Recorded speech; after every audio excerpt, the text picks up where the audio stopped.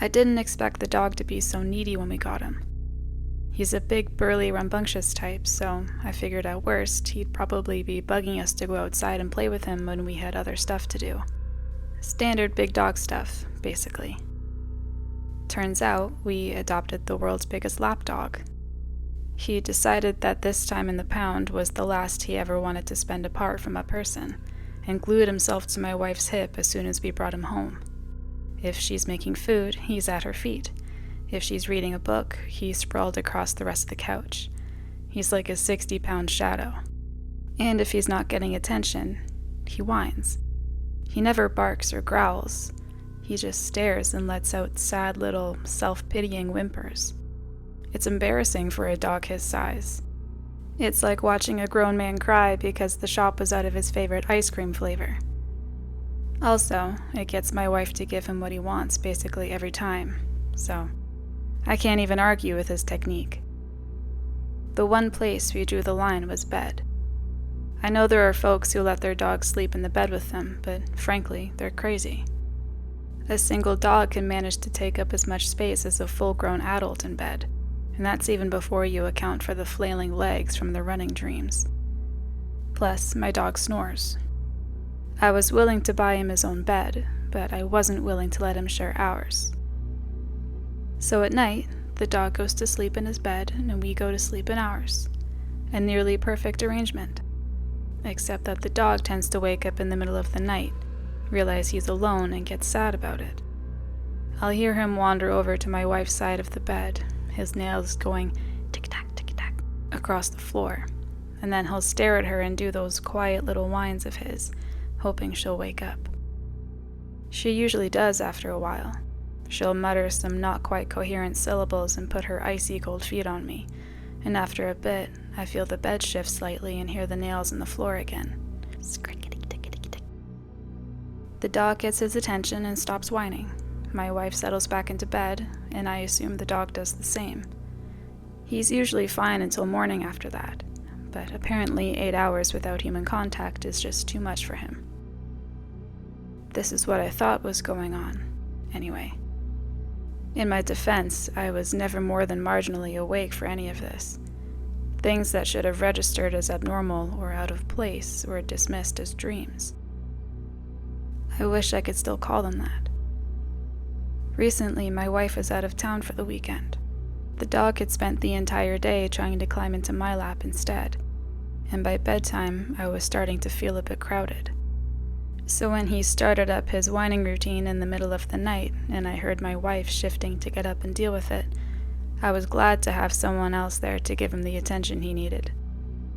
The next morning, I woke up to an empty bed. I was momentarily confused before I remembered that she was out of town. I was halfway through my first cup of coffee before it occurred to me to wonder who the dog had been whining at in the night. More importantly, who had gotten up to stop him. I told myself it had just been a weird dream. The sequence of events happened so often, I had just assumed that it had gone on that night. Maybe the part where the dog was whining had even been real, and I'd imagined the rest. In the light of day, it was the only explanation that made any sense. I checked to make sure all of the windows and doors were locked that night, though. I even closed the bedroom door before I got into bed. I knew it was silly, but I didn't like looking out into that black rectangle of the hallway, not knowing what might be out there waiting for me to go to sleep. I must have been sleeping more lightly than usual when the standard routine started. It was the nails on the floor that roused me, the scrickety-tickety-tick, followed by the slight shifting of the bed as my wife got up to deal with the dog.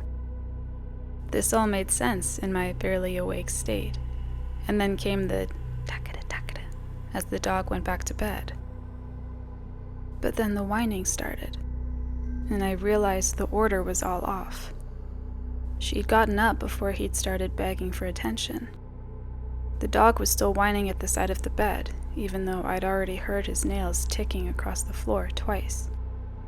And as the bed shifted again, and icy cold feet brushed against my legs, I remembered that my wife was still out of town. I didn't budge. I lay there listening to those incoherent mutters that I'd always assumed were sleep-muddled syllables, feeling cold hands run possessively along my shoulder and back. And I hoped that whatever was in bed with me couldn't hear my racing heart. It only lasted for a minute.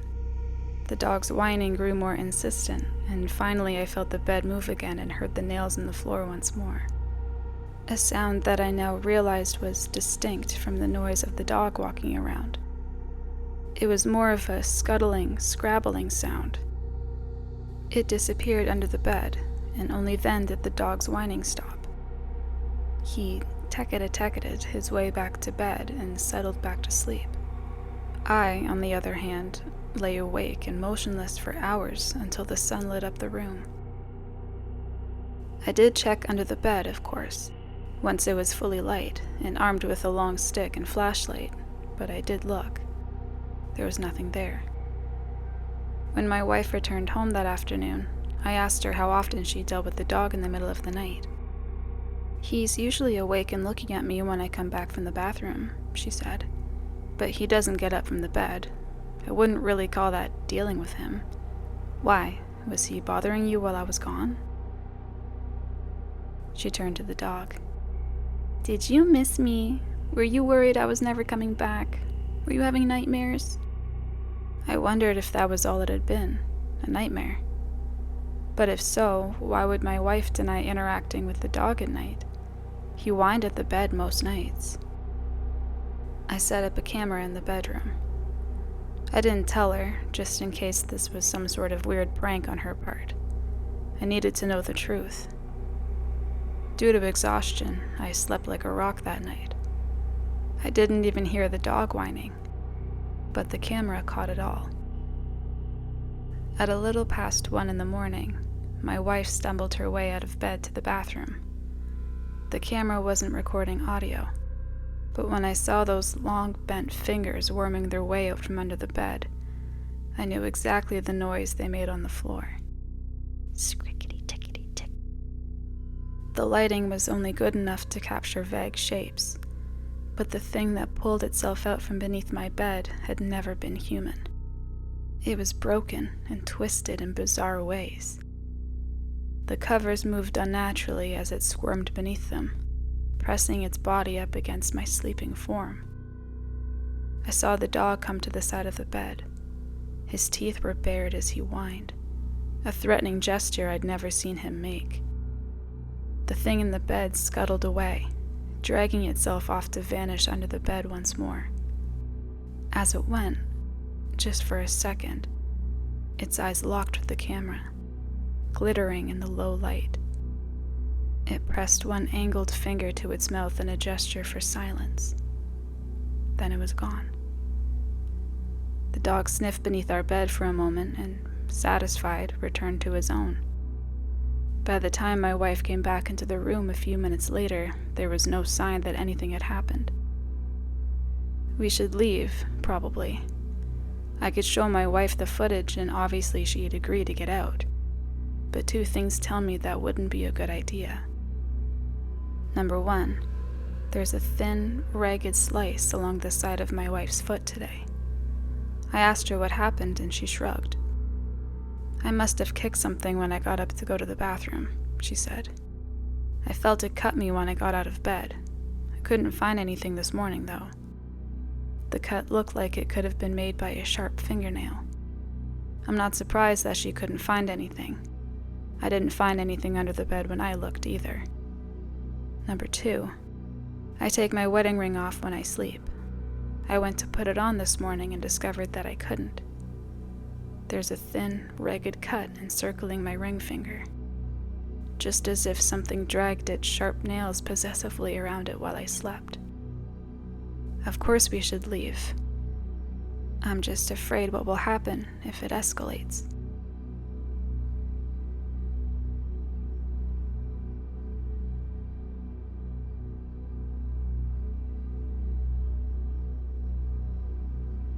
You can dismiss this as the paranoid ramblings of a senile old Yankee, but I'm writing to you today with a warning. It's not a winter storm like they said it was. I woke last Tuesday at 7:30 a.m. to the sounds of my clock radio. It's always set to a local station. I just about lost my patience for national news a few years back. Maybe it's something about getting old, but my world started to shrink when I hit 50, and I let it. I've never been one to lend an ear to world affairs, or any affairs outside of my home state of Massachusetts, for that matter.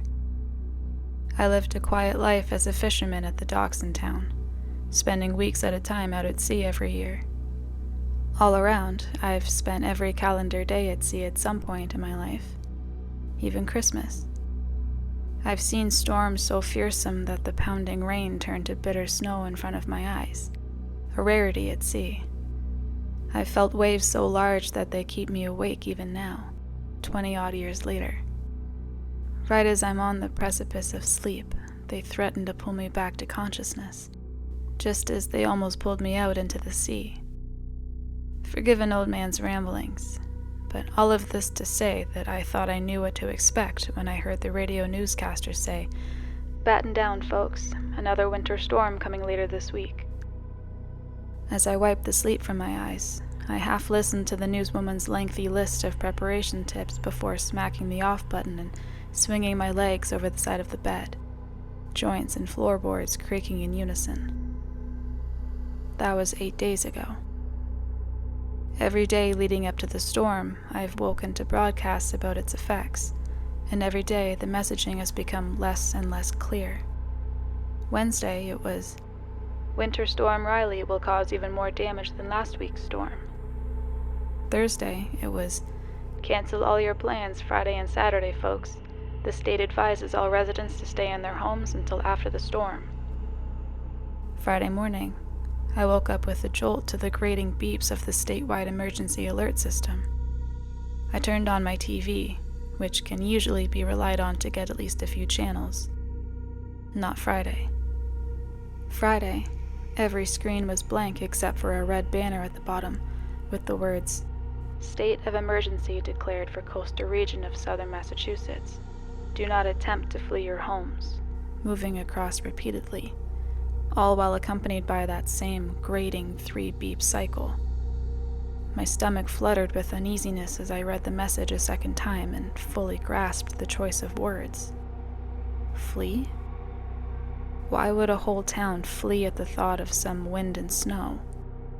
We're nor'easters ourselves, after all. I put my robe on and made my way down the stairs to my back door, expecting the fearsome gales and pelting snow that I had come to expect from a life at sea. I opened the door to eerie, permeating quiet. The coastline cacophony that served as a constant background for my life here, the screaming of gulls and crashing of waves and howling of wind, was utterly gone. And in its place was a silence so complete that it caused the back of my neck to prickle with a deep and foreboding sense of wrong. The sky was devoid of the heavy, foreboding gray clouds that the newscasters had promised, instead featuring a consistent blanket of greenish-gray fog high above the sea. I hurriedly closed the door, amplifying the distant sound of the 3 blaring beeps from my TV upstairs. I put a kettle of water on the stove before heading upstairs to get dressed, the uneasiness in my gut turning into an incessant gnawing as I turned to switch off the TV. The emergency alert at the bottom of the screen had changed to read, "Do not leave your home, do not leave your home, do not leave your home, do not leave your home." Underneath my feet, the kettle began to shriek as the beeping of the television reached a heightened pitch. "Do not leave your home, do not leave your home, do not leave your home, do not leave your home." The television screen turned black with a pop, shutting down in coordination with my lights. A few seconds later, a sound with twice the force of a foghorn blast and the same thunderous intensity as a train blasting past roared over my head from the sea towards the mainland. A flash of green lit up the dim sky, for a second illuminating the same utter stillness from before. I waited in my house for 38 minutes before the noise and rumbling came thundering past from town back towards the sea. That was 5 days ago. The power came back on as soon as the noise was gone, as did the howl of the wind and crashing of the waves. It's what happened during that 38 minutes that has caused the gnawing in my gut to persist. They're saying the power outages were caused by heavy winds, but I don't buy it. I saw photos of the storm online, complete with heavy snow and wind-battered houses. That might be from some other town, but it sure as hell isn't from mine. We have no coastal flooding, no infrastructural damages or houses blown out to sea. What we have is thousands and thousands of dead birds. We have water that tastes like copper. We have bloated fish carcasses washing up on our beaches. I'm writing this today as a warning. I don't know what the hell happened last week, but it sure as hell isn't what they said it was going to be. If you're in the Northeast, take special care, and if they tell you not to leave your homes, you do well to listen. I'm telling you this today as a warning, because today I woke up at 7:30 a.m. to the words, "Winter Storm Quinn, set to break later this afternoon, expected to cause even more damage than Riley."